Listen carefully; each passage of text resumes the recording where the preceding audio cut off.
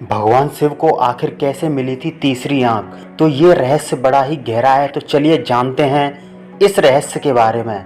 हम सभी जानते हैं कि देवों को देव महादेव के पास दो नहीं बल्कि तीन आंखें हैं। मान्यता के अनुसार वह अपनी तीसरी आंख का प्रयोग तब करते हैं जब सृष्टि का विनाश करना हो। लेकिन क्या आप जानते हैं कि आखिर भगवान शिव को तीसरी आंख कैसे मिली थी?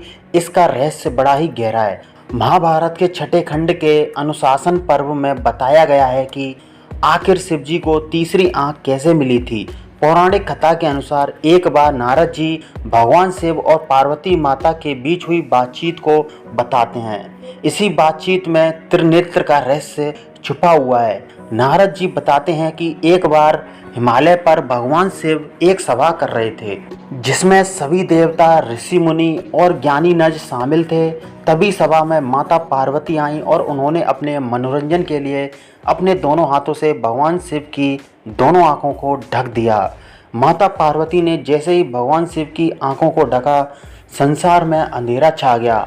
ऐसा लगने लगा जैसे सूर्य देव का कोई अस्तित्व ही नहीं है। जिसके बाद धरती पर मौजूद सभी जीव जंतुओं में खलबली मच गई। संसार की ये दशा भगवान शिव से देखी नहीं गई और उन्होंने अपने माथे पर एक ज्योति पुंज प्रकट किया जो भगवान शिव की तीसरी आंख बनी। बाद में माता पार्वती के पूछने पर भगवान शिव ने उनसे बताया कि अगर वो ऐसा नहीं करते तो संसार का नाश हो जाता, क्योंकि उनकी आंखें ही जगत की पालनहार हैं।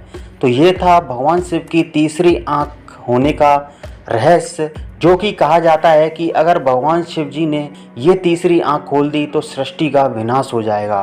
और जब भगवान शिव इस तीसरी आंख को खोलेंगे तो जब वह खोलेंगे तब इस संसार में पाप ज़्यादा बढ़ जाएंगे और भगवान शिव क्रोधित हो जाएंगे।